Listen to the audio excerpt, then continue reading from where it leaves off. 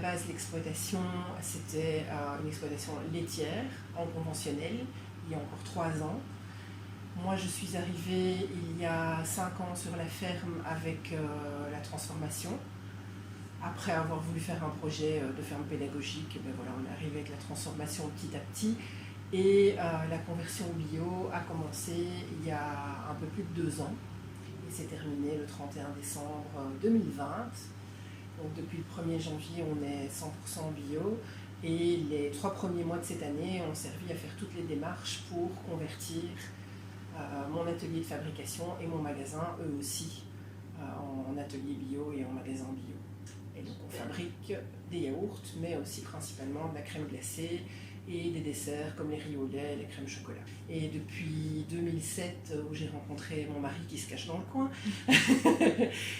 on a connu un nombre considérable de crises laitières. Et donc voilà, voir un prix qui ne rémunère pas, mais qui en plus creuse des trous abominables et met la ferme et toute la famille en péril, c'était quelque chose d'inconcevable. La transformation, elle est arrivée d'elle-même par la formation en crème glacée et en fromagerie que j'ai suivie, et les gens qui sont venus à moi d'eux-mêmes pour tester mes produits et les goûter. Ça permet une meilleure valorisation du prix du lait. Alors les investissements en matériel, au départ quand on a commencé, on est parti sur un budget de plus ou moins 50 000 € pour aménager le local ici qui est tout petit, qui fait à peu près 35 mètres carrés.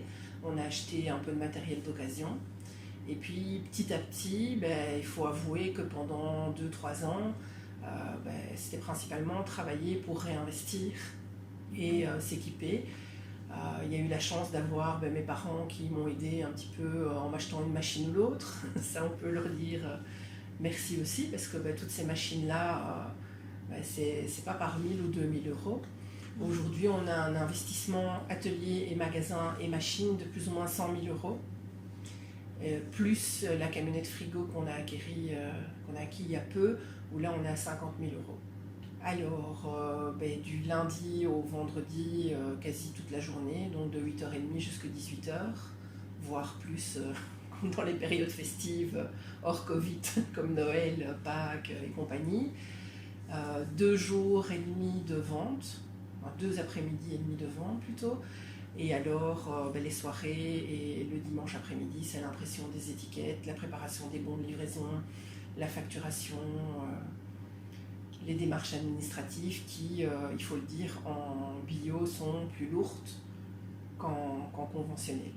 Donc moi, mon objectif, c'était de travailler vraiment sur des produits de base, 0 mix, 0 poudre, 0 ingrédients artificiels, chimiques, 0 purée de fruits surgelés et autres crasses innommables.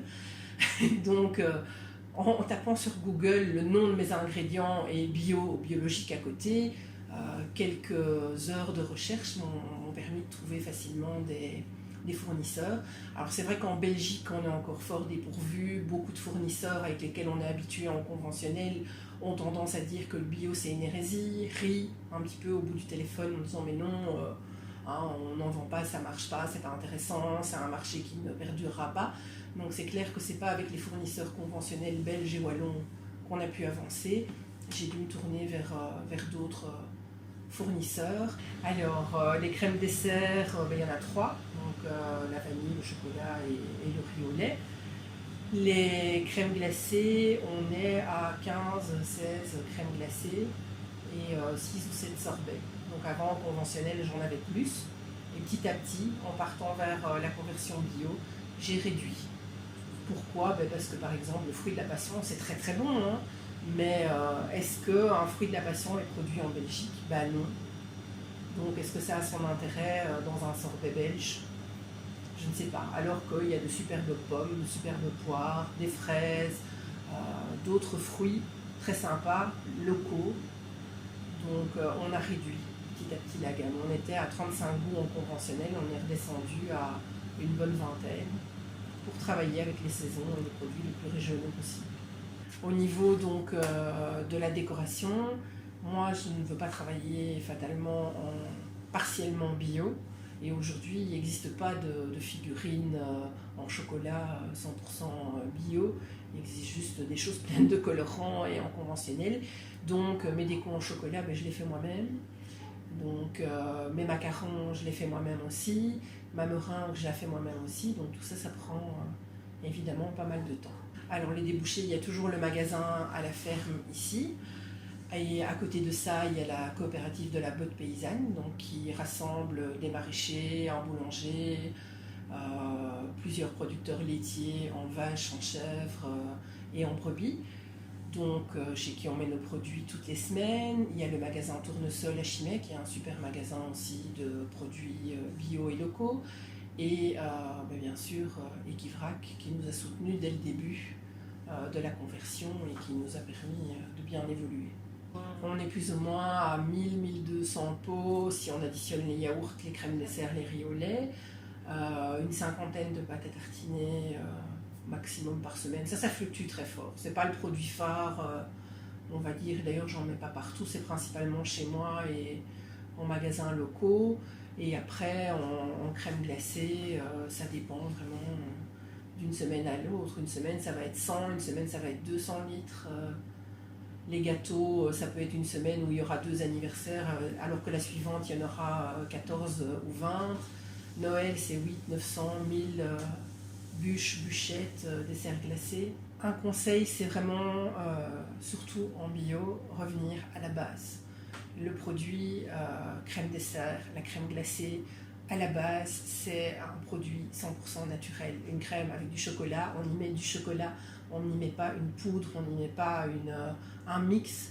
L'objectif, quand on veut mettre en avant son produit à la ferme, c'est de travailler avec des produits tout aussi naturels que le lait qu'on a produit. Donc revenir à la base, aux recettes de base, peut-être de nos grands-mères, si je peux appeler ça comme ça.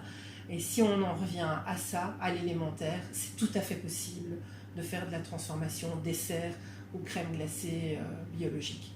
Et il vaut parfois peut-être mieux se réduire dans le nombre de goûts qu'on va faire que vouloir proposer autant de goûts que les grandes marques de grande surface, mais le faire bien. Travailler avec d'autres producteurs locaux pour avoir des fruits, travailler en saison et essayer de discuter un maximum avec les clients. C'est un travail de tous les jours, mais pour remettre les choses au point et réexpliquer aux gens, voilà, il n'y a pas de glace aux fraises au mois de février, parce qu'il n'y a pas de fraises. Là, aujourd'hui, on est en avril.